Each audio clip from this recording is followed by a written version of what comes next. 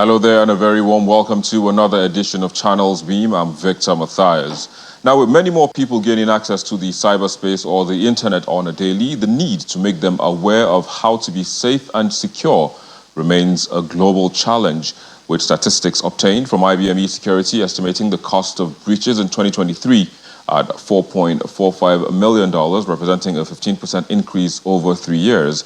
Now, to prevent such occurrences, the month of October has been dedicated as Cybersecurity Awareness Month for private individuals, for businesses and organizations to raise awareness about the importance of cybersecurity, and that will be our focus on the show today. But before we begin all of this, let's first of all take a look at the social media trends in the past week.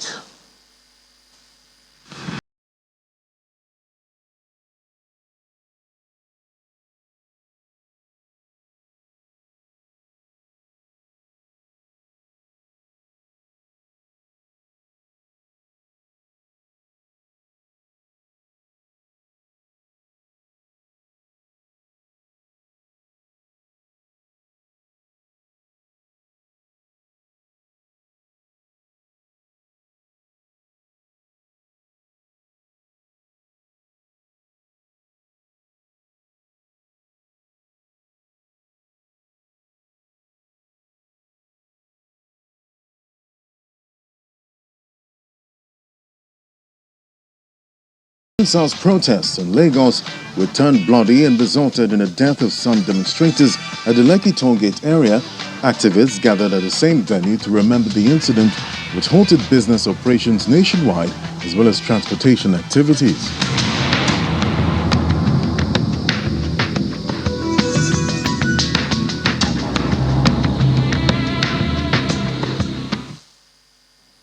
Now, there you go. Those were the trends in the past week, but we're being joined now by Umar Saad. He is a seasoned cybersecurity expert with over a decade of experience countering emerging cyber threats. He specializes in detecting threats, assessing vulnerabilities, and responding to incidents by designing comprehensive security programs that combine technology, processes, and human behavior. It's a pleasure to have you join us on the show today. Thank you for having me, Victor. We also have Samu Bido joining us as well from Riyadh in Saudi Arabia. He's also a cybersecurity expert and the founder of Tech Innovate. Sam, it's a pleasure to have you join us on the show as well. Very much, Victor. Absolutely. First of all, I mean, it can't be too late, but happy Cybersecurity Awareness Month. It's the last day of October, but hey, we're still in the month of cybersecurity awareness. But let's just begin. Like I read, emerging cyber threats. What have we seen emerged, so to say now, in the last 1 year? Okay, so thank you, Victor, for that question. What we have seen emerge, first of all, is the weaponization of these emerging technologies. So, for example, we have artificial intelligence, which is used to make social engineering attacks more potent. We've seen a lot of Internet of Things devices that we use in our homes, in our critical infrastructure, being enrolled into botnets and used to attack us. We've seen automation. Attackers use automation to make themselves more productive in terms of the frequency and speed of attacks that they launch against us. We've also seen things like supply chain attacks. So what attackers do now is they go after service providers and those third-party vendors that we have to get to us. And that is very potent because you find out a single service provider is servicing a lot of companies and a lot of users. And so just attacking that single supply chain affects a lot of people. We've seen an increase in mobile-related attacks.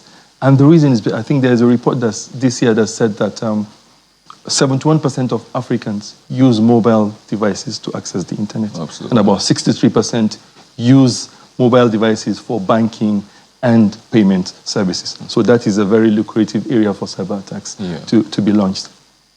And we also see the usual attacks that normally happen ransomware. There's what you call consumerization of cybercrime. There's what you call crimeware as a service.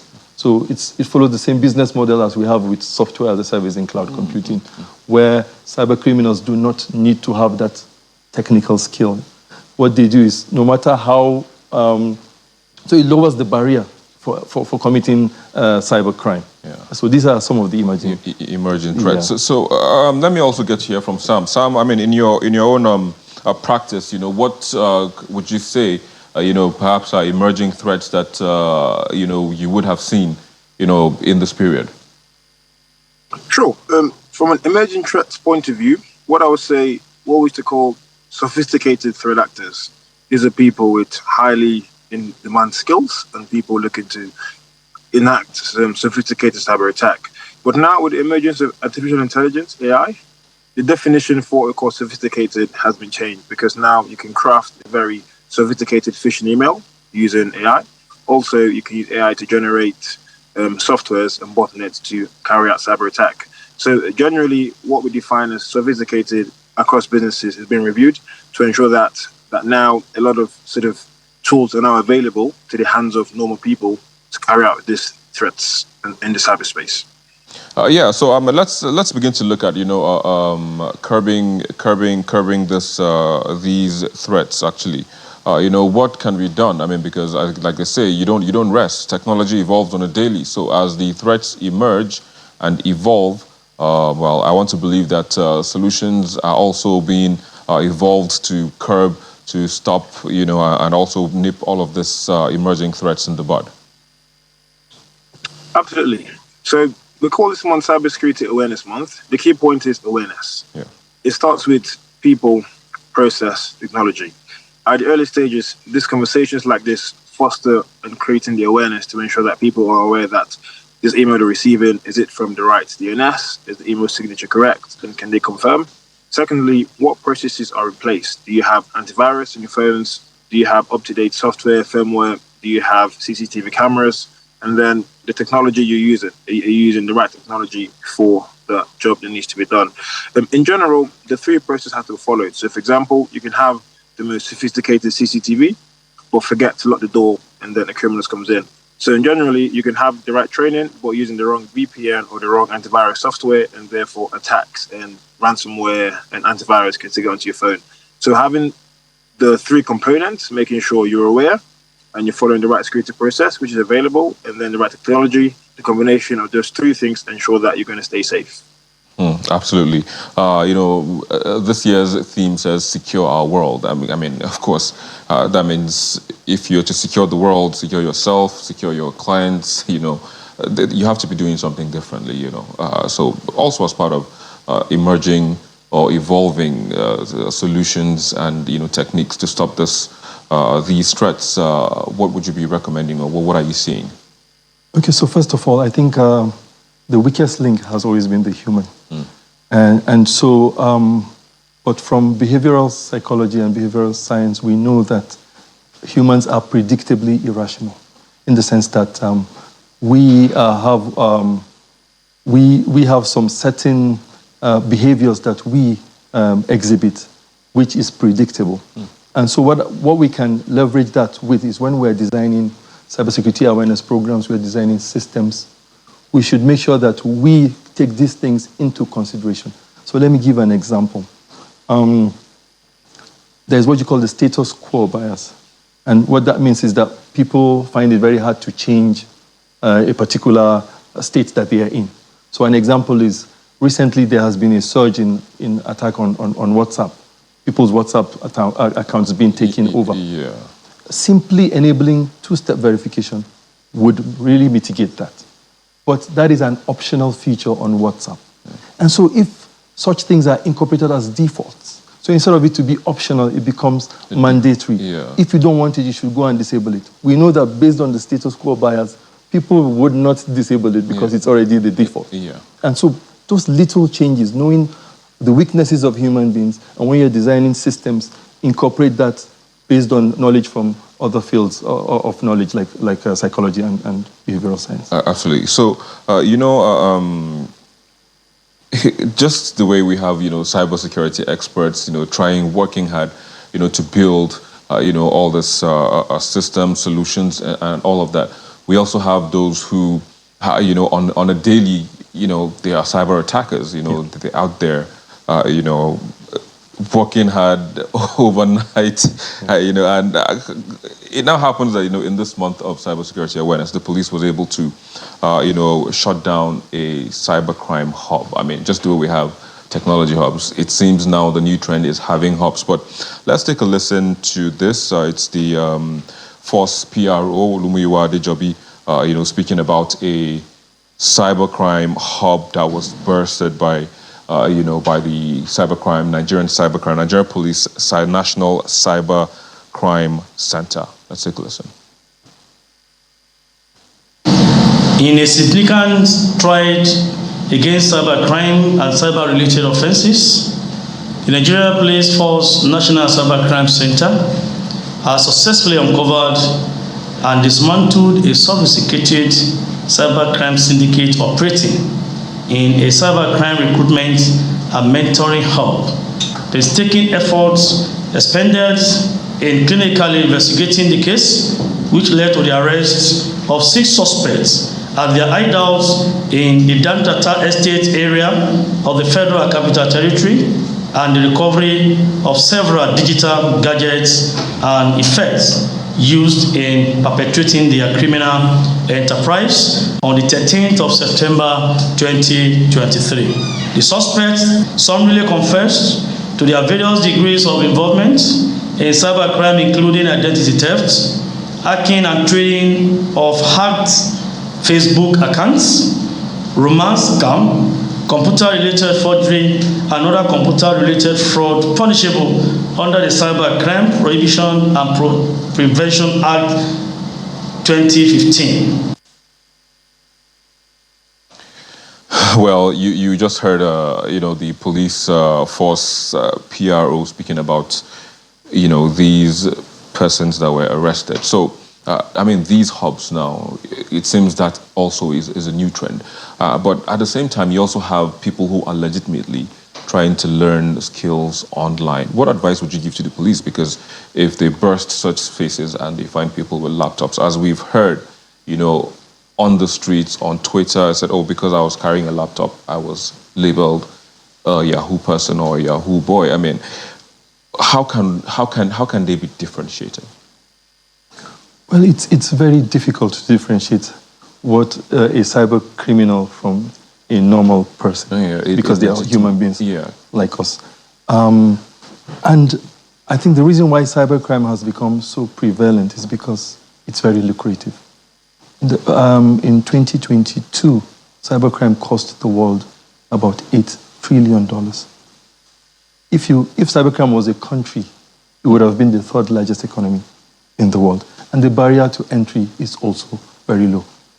That's, when you put that together with the high population of youth that are generally tech savvy, that don't really have anything to do, they have jobs to do, it's very easy for people to fall into that. Yeah.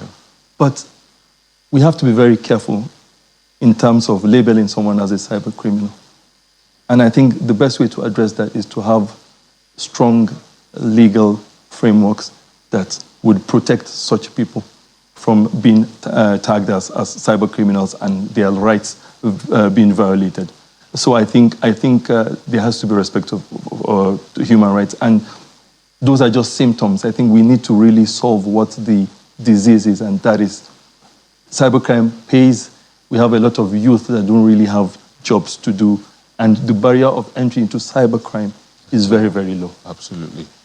I'm just thinking now, he made mention of the Cybercrime Act 2015 as, what they would use to, when they take them to court, that's what they'd be using, to prosecute them. And but let me just hold it there for a bit. We'll look at the laws. If there are indeed enough laws, to prosecute and to cover cybercrime in the country. We'll take a quick break, and when we come back, we'll take a look at the laws governing cybercrime and also participation online in the country. That's in a moment. Please stay with us. Many thanks for staying with us. We still have with us our panelists in the Abuja studio, as well as via Zoom from Riyadh in Saudi Arabia. And just before we went on break, we were looking at laws governing cybersecurity, governing online participation, and all of that. Sam, let me come to you on this now.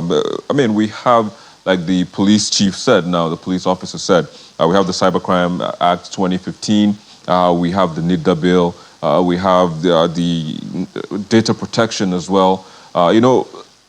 We have overlapping bills. I mean, so what framework can actually be looked at that we can actually say that, okay, this is what we need to look at, when prosecuting cyber criminals? That's a very great question, Victor. So when we classify cybercrime, it's a very overarching statement. So are we talking, is it data? So this is the Data Protection Act. Are we talking electronic funds? Is it sort of hacking into banking system? In general, all the different regulations which are in place would play a role in terms of how this will be monitored. And the case of it has to be defined clearly. So, for example, in the case of the story which the police chief, which was just arrested, he mentioned a series of crime which they committed. So he mentioned identity theft, that has to be investigated. He mentioned romance scam, which is like some sort of social engineering. And I mentioned around using some software tools, which is sort of gotten illegally. So all these would fall under different parts of the regulation which are in place. But in general, my suggestion would be, once the crime has been sort of categorized, and then the bill and the law legislation which is in place, that would be put in the right category, and then the legal system will follow its course accordingly. Absolutely. So again, looking at collaboration, perhaps even with the Ministry of Justice, just so that justice is served almost immediately. What can be done to ensure that we have something smooth, like a how would I put, a comprehensive, rather than here, and here. Even though, like you said, it could be social engineering, it could be data theft, and all of that. But is there anything on the wraps going on that would present us with something, say, comprehensive? Okay, so I'm aware of ongoing efforts by the Ministry of Justice and other international partners, including Council of Europe, CLACI+, OCWAC, and some organizations and institutions in Nigeria came together on a stakeholder engagement so that we can have like a national legal framework on cybercrime. This was as a result of what you call the Budapest Convention, which is somewhat like a global kind of framework that, or like a convention that Nigeria is also a signatory of. Signatory to. So we got these international partners, they came with us, they shared their own experiences. We looked at the problems that exist in our own legal framework and have charted a course of making those things better. So that's ongoing. But largely, cybersecurity efforts in Nigeria are uncoordinated, in the sense that everyone is doing his own thing, because the National Cybersecurity Policy and Strategy prescribes the National Cybersecurity Coordination Center, which is still not functional. Yeah. So if you have something like that, then you can have like a coordinated, unified response to all the different challenges of cybersecurity that we have, as well as the opportunities, because, mind you, cybersecurity is not all about challenges. Absolutely. We also have opportunities. There is a very big solutions market, which we as Nigerians need to tap into and ensure that we provide jobs for our youths and also get foreign investment for our own country. Absolutely. So now this is like on the, how would I put it now, on the government side, stakeholder participation and all of that. How can we use technology in this aspect, say blockchain? I mean, because there's the thought that blockchain, if not, is the almighty solver of most of these problems, is next to that. So how can blockchain be used, or even AI, to stop cyber attacks?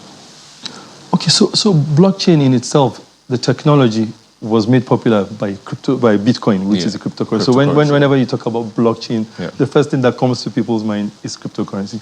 But blockchain is used in all manners of ways. Yeah. You have blockchain used for identity sovereignty. Yeah. So the good thing about blockchain is the properties it gives us. It's tamper resistant. It's ensure that it's decentralized, so it's not something that you can just attack and bring down. Yeah. It eliminates things like middlemen, like third parties and so on. So you can directly have, and there are different types. You have the permissioned ones and the permissionless. That's the public ones. The permissioned ones are the ones that you select the people that are part of the blockchain. Well, the permissionless, anyone can join. So those properties can enable us to collaborate in a transparent manner with different stakeholders, ensure that our data is the integrity of our data is preserved. Absolutely. Yeah. In terms of AI, AI has a lot of benefits. For example, in cybersecurity, we use AI for threat intelligence. We use AI for analysis of software, of malware, and so on and so forth. So it has a lot of uses, and I don't think we have enough time to talk about all these possible uses of AI to provide all those. Absolutely, Sam. You know, I mean, because why I brought this up, Sam. I mean, you know, in recent past, I mean, we've heard how fintech companies are being attacked. We've heard how even the conventional banks are being attacked. And be it Kobo or Naira being taken in million folds. I mean, people get away with a lot of money using all of that. So I'm just thinking again, how can AI stop all of this? How can blockchain even stop, all of this kind of attacks? Sure. So if you look at blockchain, one of the key properties are around sharing information in a anonymous way. And from a threat intelligence point of view, if an ecosystem whereby banks or companies can share either cyber information and what they're going through, without it being unanimous, without it being redirected to them, it can be a case whereby they'll be a little bit more comfortable sharing in terms of this is what they're going through, and then that knowledge shared within the community could then use to improve the cybersecurity posture in the industry. Because currently, what is happening is most of the organizations from a cybersecurity level are not communicating, and there is a lot of lessons to be learned there. Because if a bank has gone through a lesson learned, he probably needs a platform where they can share that information. One could argue blockchain could be a technology whereby they could share such information without the information be attributed back to the bank or to the stakeholders which has reported that incident. So that would be blockchain for threat intelligence. AI is artificial intelligence, machine learning. We get a lot of data. So we're looking at threat intel data. We can go to industries. So we can review all the industries and sort of understand what threat actors are focused on what industry and what industry should include cybersecurity posture. So with the AI element, it's just a case of all the data which you have available. Now we have a processing power to then just go through this data and find out key details which might be missed by a normal human eye. If only we had the time to go through industry by industry, but this is a good point to wrap this conversation up. Sam Obido, I have to say thank you for joining us today on the show and sharing your thoughts with us. Umar Saad as well, thanks as well for joining us, and sharing your thoughts. I mean, hopefully this would go a long way in protecting a lot of persons, businesses, organizations, so that, like you said, if cybersecurity was a country, it would be the third largest economy in the world. That's huge. But thanks again, Vice President, Cybersecurity Expert Association of Nigeria, Umar Saad, for joining us as well on the show. Well, that's where we are again. Happy Cybersecurity Awareness Month. Be safe out there. Don't be as irrational as one would suspect. So keep things kind of differently than you would have on a normal day. Thank you so very much for watching. I'm Victor Matthias. Bye for now. We'll leave you with the most viewed videos on our YouTube channel in the past week.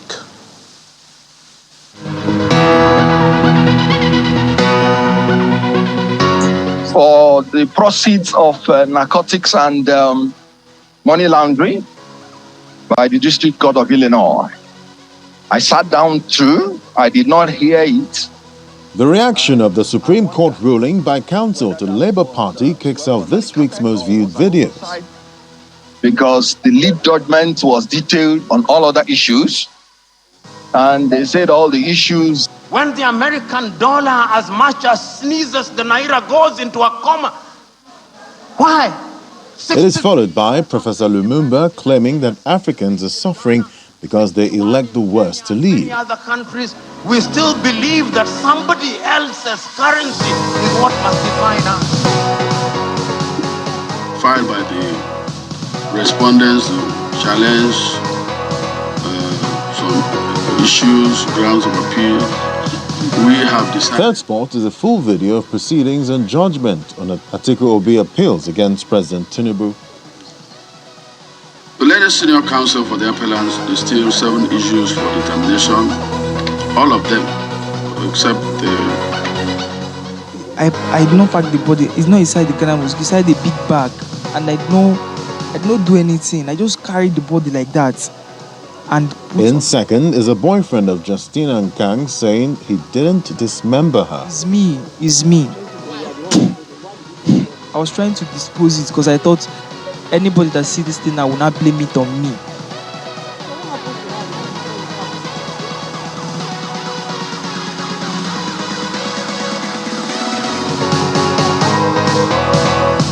While in first is the arrest of 4 suspects in relation to the robbery that took place at Otupo by the police.